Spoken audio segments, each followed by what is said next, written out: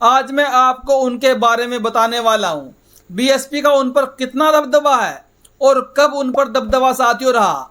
लेकिन उससे पहले साथियों मैं आपको बताना चाहूँगा जो कल की सबसे बड़ी खबर है देश में दलित समाज को लेकर, आदिवासी समाज को लेकर। आप जानते हैं हमारे देश में SC ST OBC को रिजर्वेशन मिलता है, लेकिन सरकार ने OBC के रिजर्वेशन को तो क्रीमी लेयर के दायरे में लाकर खड़ा कर दिया था। और कल जो फैसला आया है सुप्रीम कोर्ट का, उस फैसले के अनुसार SC ST के आरक्षण को भी अब क्रीमी लेयर के दायरे में लाया जाएगा। यानी कि यहाँ से सुप्रीम कोर्ट ने SC ST आरक्षण को खत्म करने की शुरुआत कर दी है। और सुप्रीम कोर्ट के इस फैसले में साफ साफ देखा जा रहा है जो देश के अंदर लगातार सवर्ण समाज के लोगों ने आरक्षण हटाओ के नारे बुलंद किए और आर्थिक आधार पर करने के नारे बुलंद किए सवर्ण समाज के लोगों ने, अब यहाँ पर देखने में ऐसा लगता है कि सुप्रीम कोर्ट ने सवर्ण समाज की इस मांग को स्वीकार लिया है।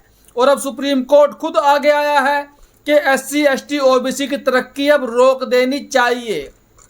और इसीलिए सुप्रीम कोर्ट ने आदेश दिया कि अब SC ST के आरक्षण के अंदर भी कोटे में कोटा लागू होगा। आखिर ये कोटे में कोटा साथियों क्या है? जब 2004 का एक फैसला आया था सुप्रीम कोर्ट का, तो उस फैसले में ये कहा गया था कि SC ST के आरक्षण में कोटा लागू नहीं हो सकता। यानी कि SC की कैटेगरी में जितनी भी बिरादरी आती हैं वो सब एक समान है, इनमें कोई ऊंच नीच की भावना नहीं होगी, इसमें किसी को अलग से कोटा नहीं दिया जा सकता। लेकिन आज सुप्रीम कोर्ट ने जो फैसला दे दिया, अब सुप्रीम कोर्ट के जजों ने कहा है कि SC ST के लोगों में भी कुछ लोग ऐसे हैं जो कई सालों से लगातार आरक्षण की मलाई खा रहे हैं और कितनों को आरक्षण नहीं मिल रहा है। लेकिन इसके पीछे जो सबसे बड़ी मंशा है RSS की, BJP की, सवर्ण समाज के लोगों की, वो है SC ST के हाथों को कमजोर करना, SC ST के लोगों को गुलाम बनाना। अब सुप्रीम कोर्ट चाहता है कि इसमें आरक्षण का बंटवारा करके इनको अलग अलग कर दिया जाए। जो आज देश में SC ST की अखंड एकता बनती जा रही है बाबा साहब के नाम पर, मान्यवर साहब काशीराम के नाम पर, संविधान के नाम पर, उस एकता को देश से RSS सुप्रीम कोर्ट के सहारे खत्म करवा देना चाहता है। सुप्रीम कोर्ट ने SC ST के आरक्षण में तो कोटे में कोटा देने की बात कह दी, लेकिन सुप्रीम कोर्ट ने EVS पर कोई भी बात क्यों नहीं रखी है? जब SC ST के आरक्षण में कोटा लागू होगा, क्रीमी लेयर लागू होगा, तो जो EWS आरक्षण है सवर्णों का, उसकी समीक्षा क्यों नहीं की जाती? अब SC ST के आरक्षण में जो दलित समाज के लोग कुछ अमीर हो चुके हैं, अब इनकी ये धारणा है कि अब उनको आरक्षण नहीं मिलेगा, या फिर जिस घर में एक बार किसी की नौकरी लग चुकी है आरक्षण के तहत, आगे उसके पूरी फैमिली को आरक्षण का लाभ नहीं मिलेगा।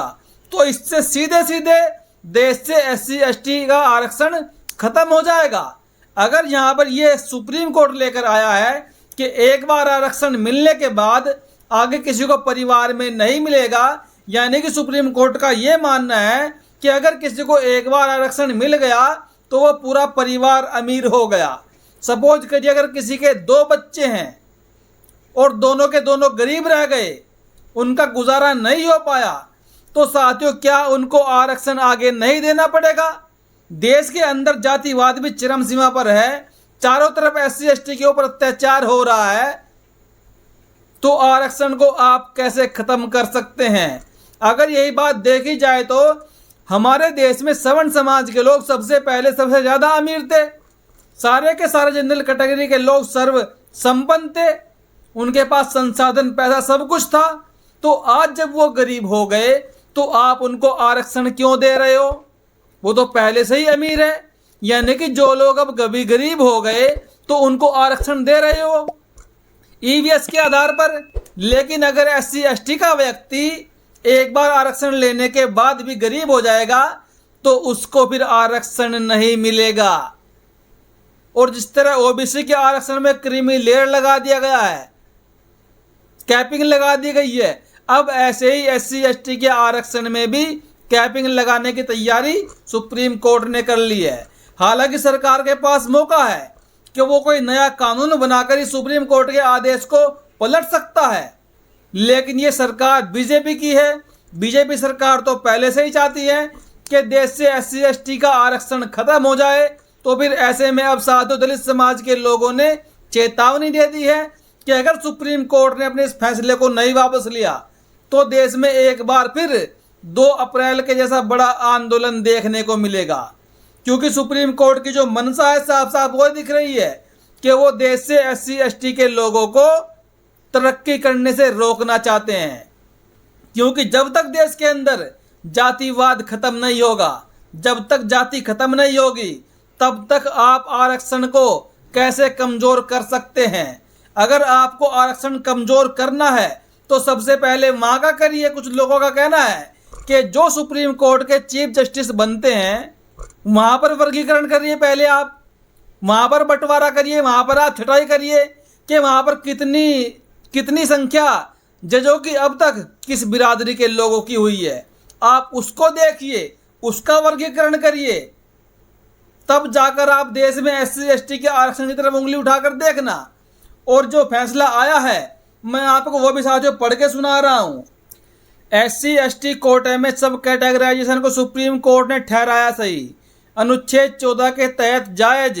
सुप्रीम कोर्ट ने एक गुरुवार को ऐतिहासिक फैसला सुनाते हुए रिजर्वेशन के लिए SC और ST वर्ग में उप वर्गीकरण की इजाजत दे दी है। कोर्ट ने कहा कि यह अनुच्छेद 14 के तहत पूरी तरह संवैधानिक है।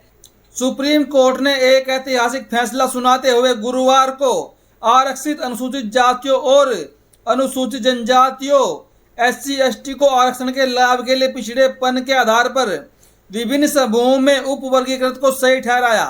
कोर्ट में पंजाब राज्य और अन्य बनाम देवेंद्र सिंह के मामले पर सुनवाई चल रही थी।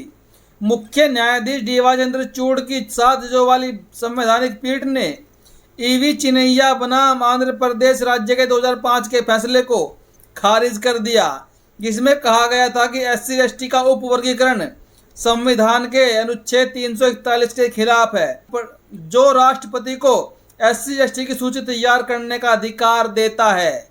साथियों, यहाँ पर इतनी बड़ी साजिश देश में SC/ST के साथ में हो रही है। आगे इसमें क्या लिखा गया है? मुख्य न्यायाधीश के अलावा इस बेंच में जस्टिस B.R. गवई, विक्रमनाथ, बेला M. त्रिवेदी, पंकज मित्तल, मनोज मिश्रा और सतीश चंद्र शर्मा भी शामिल थे। जस्टिस बेला त्रिवेदी ने बहुमत से असहमति जताई और फैसला सुनाया कि इस तरह का उप वर्गीकरण सही नहीं है। पीठ ने अपना फैसला सुनाते हुए कहा, SC/ST के लोग अक्सर भेदभाव की वजह से आगे नहीं बढ़ पाते हैं। अनुच्छेद 14 जाति के उप वर्गीकरण की अनुमति देता है।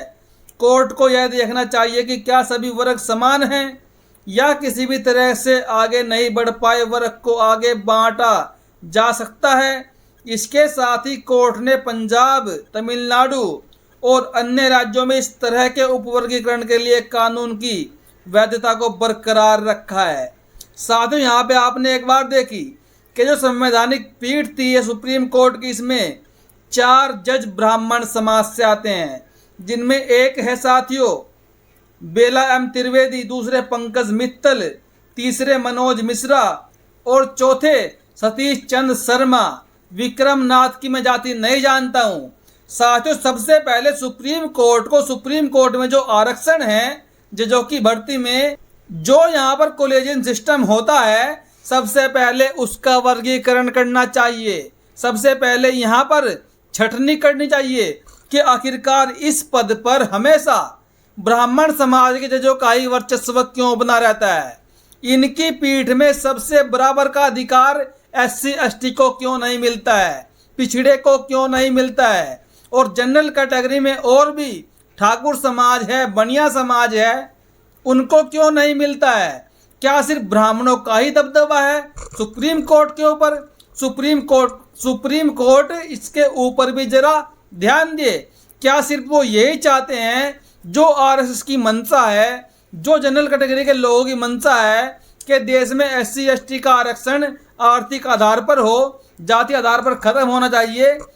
इस फैसले से तो यही लग रहा है कि सुप्रीम कोर्ट चाहता है कि देश से SC/ST का आरक्षण खत्म हो जाए, क्योंकि इसमें कई प्रकार की बातें कही गई है। बाकी साथियों, आपको क्या लगता है, अपनी प्रतिक्रिया जरूर दे। अभी के लिए इतना ही, धन्यवाद।